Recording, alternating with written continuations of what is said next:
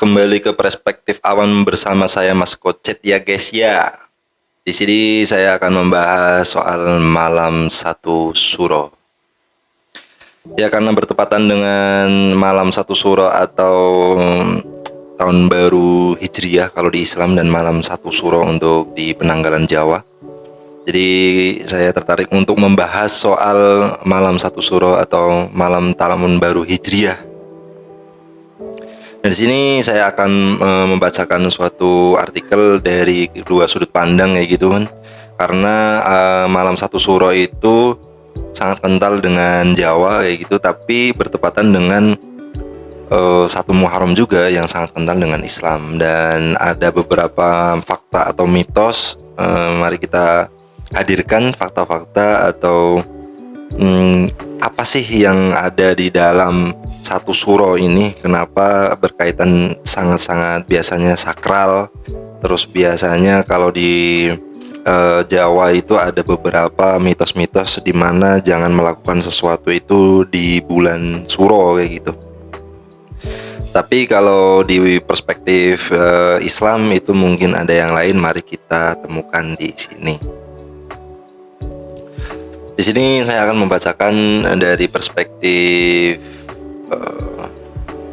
mana dulu ini ya guys ya. Kita coba dari ini, ada tulisan oleh KRH. KRH itu apa Mas Kocet? Bos. Ya udah, KRH Gus Ripno Waluyo SE SPD SH CNSP CCL CMP. Sangat banyak sekali gelarnya, pasti orang yang sangat luar biasa, mendedikasikan hidupnya di ilmu pengetahuan dan pendidikan. Ya, kembali ke pembahasan. Malam satu suro merupakan malam sebagai pertanda awal bulan pertama dalam kalender Jawa. Malam satu suro juga bertepatan dengan satu Muharram dalam kalender Hijriah atau kalender Islam. Istilah suro adalah penyebutan yang berasal dari Asyura, bahasa Arab. Itu guys ya. Maksudnya memang suro di sini juga di Jawa itu berasal dari kata bahasa Arab yaitu Asyura, yang berarti ke-10. Suro kemudian menjadi bulan permulaan hitungan dalam takwim Jawa, sementara suro dipahami oleh masyarakat Islam sebagai bulan Muharram. Dalam kalender Jawa Islam, suro diartikan sebagai bulan yang pertama. Penyebutan kata suro bagi orang Jawa ialah bulan Muharram dalam kalender Hijriah. Kata tersebut berawal dari kata Asyura dalam bahasa Arab dan dicetuskan oleh pemimpin kerajaan Mataram Islam, Sultan Agung. Pada malam satu suro, masyarakat Jawa dianjurkan untuk tetap berada di rumah agar terhindar dari kesialan. Nah, ini dari perspektif Jawa itu ada mitos atau ada tradisi kayak gitu. Pada malam satu suro, masyarakat Jawa dianjurkan untuk tetap berada di dalam rumah, maksudnya tidak berpergian jauh gitu kayaknya ya. Jadi memang sakral banget. Malam satu suro adalah waktu yang dianggap sakral dan memiliki hubungan erat dengan dunia spiritual. Kepercayaan dan mitos yang melingkupi malam ini telah menjadi bagian tak terpisahkan dari warisan budaya orang Jawa. Mitos malam satu suro bagi orang Jawa dianggap sebagai saat ketika energi spiritual mencapai puncaknya.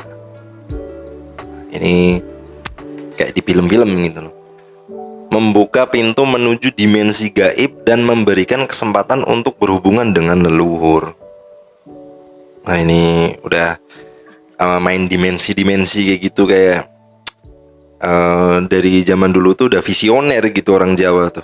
Dari segi mitosnya aja udah difilmin tapi dengan genre yang lain, karena ada dimensi waktu, dimensi ruang ya gitu, ruang dan waktu udah ada filmnya, cuma bukan malam satu suro. Karena kalau malam satu suro itu identiknya itu dengan Mbak Susana dan Bang Bokir gitu. Kalau zaman-zaman anak 80-90-an itu kalau dengar malam satu suro itu yang terbesit di awal itu di pikiran adalah Susana dan Bang Bokir.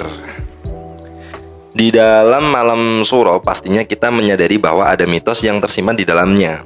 Akan membahas tentang mitos malam satu suro bagi adat Jawa. Salah satu mitos yang melingkupi malam satu suro adalah kepercayaan bahwa dunia manusia dan dunia gaib saling berdekatan pada malam ini. Jadi kalau malam tahun baru Masehi itu kan identik dengan perayaan, dengan gemerlap,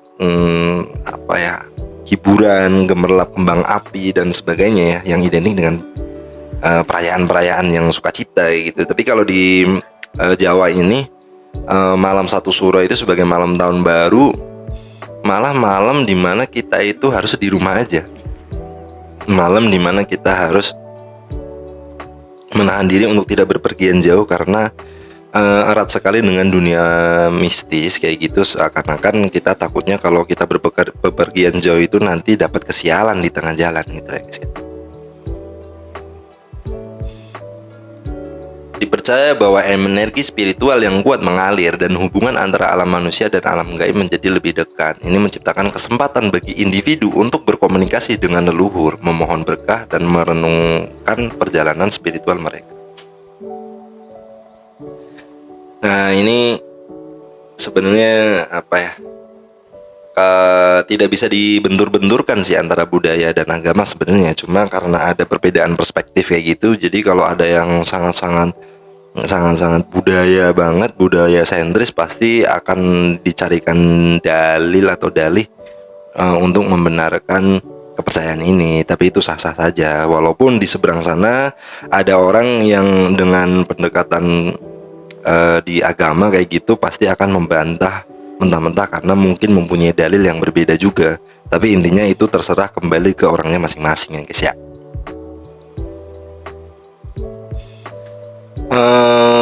Kita coba untuk dari perspektif Islam dulu. Sekarang kita telah memasuki bulan Suro ya. Malam satu Suro, nama ini begitu populer di kalangan orang Jawa memang. Meskipun tak menutup kemungkinan banyak penduduk Indonesia lainnya yang mengenalnya, tapi kayaknya yang lain mengenalnya. Tapi kalau sepengalaman dari cerita teman-teman itu, kalau di luar Jawa itu gak seketal yang di Jawa gitu loh. Aura-aura, terus banyak mitos dan larangan-larangan itu tuh identiknya tuh di Jawa. Padahal di Jawa juga itu mayoritas Islam juga, dimana yang paling menentang juga dari sisi agama gitu. Kalau ada mitos-mitos, bahkan kalau ada yang beragama yang agak-agak keras kayak gitu, kayak orang-orang Wahaboy, jadi pasti akan berisik gitu loh. Dan tapi basisnya itu sama di satu pulau, yaitu Pulau Jawa, dan itu mayoritas. Jadi kalau mengaitkan antara budaya dan agama ini agak-agak tricky gitu, apalagi satu orang Jawa, dua orang Islam gitu, dari Jawa ada Islam gitu, apalagi di kampung kayak gitu yang masih erat dengan sesuatu yang sangat-sangat mistis kayak gitu. Islam menilai bulan Suro termasuk bulan haram. Dalam agama ini, bulan Muharram atau bulan Suro merupakan salah satu di antara 4 bulan yang dinamakan bulan haram.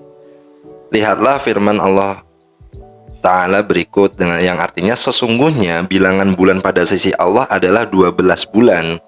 Dalam ketetapan Allah, di waktu Dia menciptakan langit dan bumi, di antaranya 4 bulan suci. Itulah ketetapan agama yang lurus. Maka janganlah kamu menganiaya diri kamu dalam bulan yang 4 itu. Di Quran surat At-Taubah ayat 9. Lalu apa saja 4 bulan suci tersebut? Hal ini dijelaskan dalam hadis Nabi SAW yang artinya 1 tahun itu ada 12 bulan. Di antara ada 4 bulan suci, 3 bulannya berturut-turut, yaitu Dzulqa'dah, Dzulhijjah, dan Muharram. 1 bulan lagi adalah Rajab Mudhar yang terletak antara Jumadil Akhir dan Sya'ban. Hadis riwayat Bukhari nomor 3025. Jadi 4 bulan suci yang dimaksud adalah Dzulqa'dah, Dzulhijjah, Muharram, dan Rajab. Jadi Lekeno, Besar, Suro, Sapar. Ya, kalau di bahasa Jawa itu berarti Lekeno, Besar, Suro, Sapar. Lalu kenapa bulan-bulan tersebut disebut bulan haram? Berikut penjelasan ulama mengenai ini. Islam menyebut bulan Muharram sebagai syahrullah, bulan Allah, suri tauladan dan panutan kita. Rasulullah Shallallahu Alaihi Wasallam bersabda, yang artinya puasa yang paling utama setelah puasa Ramadan adalah puasa pada bulan Allah, yaitu Muharram. Sementara sholat yang paling utama setelah sholat wajib adalah sholat malam. Hadis riwayat Muslim nomor 2812. Sangat mulianya bulan Muharram ini. Bulan ini betul istimewa karena disebut syahrullah, yaitu bulan Allah, dengan disandarkan pada lafaz jalalallah, jalalah Allah, karena disandarkan bulan ini pada lafaz jalalah Allah. Inilah yang menunjukkan keagungan dan keistimewaannya. Lihat Tuhfatul Ahwadhi 1475. Jadi kalau ngomongin masalah bulan Syuro ini ya kental dengan tradisi-tradisi Jawa kayak gitu. Ada beberapa mitos dan larangan kayak gitulah. Tapi di sisi Islam pun ada gitu loh. Tapi menurut saya memang ada korelasi yang berkesinambungan juga sebenarnya, walaupun ada yang kontradiksi di antara keduanya. Dan ini tergantung orang tuh mengambil sikap dalam menentukan ini tuh mau ke tradisi sekali atau budaya sekali, atau ke agama yang saklek harus yang kayak gitu. Karena di Jawa itu kan tricky banget ya, mayoritas Islam dan mayoritas Jawa, tapi keduanya ini mempunyai suatu kepercayaan yang agak bertolak belakang. Tapi sebenarnya kalau dipelajari lebih lanjut itu ada yang berkorelasi gitu loh. Jadi kalau di Jawa itu kalau bulan Syuro itu yang kalau bisa jangan mempunyai hajat gitu loh, nggak boleh nikahan, nggak boleh bikin rumah, nggak boleh ini itu segala macam lah pokoknya. Di Islam pun sama, karena bulan Syuro itu, bulan Muharram itu banyak kejadian gitu loh. Di kejadian di cerita Nabi ada, di cerita Dzurriyyah Nabi ada. Bahkan kalau di Iran sana bulan Syuro itu bulan yang sedih gitu loh, sampai menyakiti diri sendiri kayak gitu. Walaupun itu ada pendapat bahwa itu sesat atau yang gimana, saya kurang memahami. Tapi memang kalau bahasa Jawa tuh dulu, kalau di Jawa tuh nggak boleh ini itu, ini bulan-bulan yang sakral, bulan yang berduka. Tapi memang di Islam pun sama, kalau bulan Muharram itu nggak boleh yang bersenang-senang kayak gitu, nggak boleh bersenang-senang, karena pada bulan Muharram itu ada tragedi Karbala di mana keluarga Nabi itu dibantai di tanah Karbala, dan di situ orang itu berduka, berkabung di bulan itu, dan ada puasa juga, puasa Asyura gitu. Terus pokoknya banyak banget gitu ritual-ritual.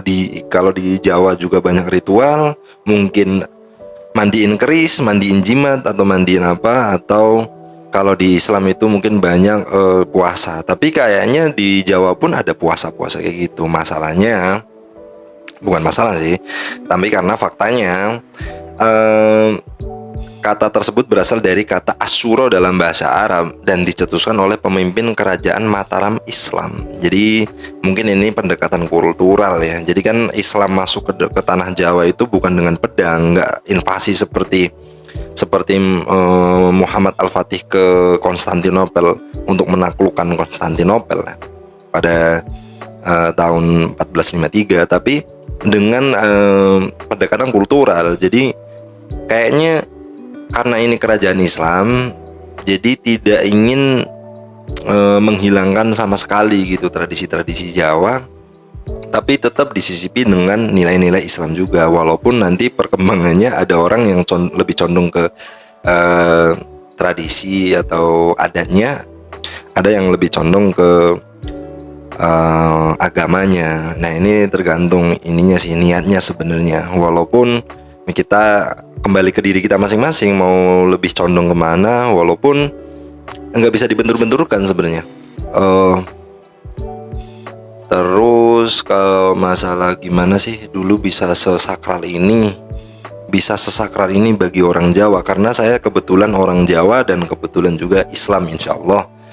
Jadi tidak lepas dari kayak 50-50 aja. Jadi masih Jawanya masih agak kental, tapi ya udah, karena masih ada kesinambungan juga dengan agama, masih puasa juga, nggak boleh bersukaria kayak gitu. Tapi dulu sepengalaman saya ada di sebuah kampung kayak gitu, tapi bukan di kampung saya. Bulan Muharram atau bulan Suro ini malah ada perlombaan. Itu udah lama banget, tapi udah tahun tahun dulu banget ada perlombaan joget kalau nggak salah, dan itu jauh banget dari nilai-nilai, entah dari sudut pandang Jawa apalagi sudut pandang Islam kayak gitu. Tapi itu di daerah yang jauh banget, pasti itu eh, kurang ya, maksudnya kurang perhatian atau kurang literasi dalam pengetahuan tentang bulan Suro atau Muharram ini yang disakralkan oleh dari kedua perspektif gitu loh. Tapi karena ini perspektif awam, jadi tidak akan menjelaskan panjang lebar. Saya cuma menghadirkan suatu dua pandangan dari dua perspektif gitu loh. Jadi kalau bulan Suro itu kenapa intinya mistis-mistis kayak gitu, angker. Dan kalau di Islam ya memang banyak kejadian di bulan Muharram ini, dan banyak kejadian yang luar biasa gitu loh. Kejadian luar biasa dan kejadian yang menyedihkan. Jadi ya mau dari perspektif atau lebih condong kemana, kalian ya kembali ke diri kalian masing-masing dan menurut kepercayaan masing-masing. Dari saya segitu aja. Saya Kocet, till next time.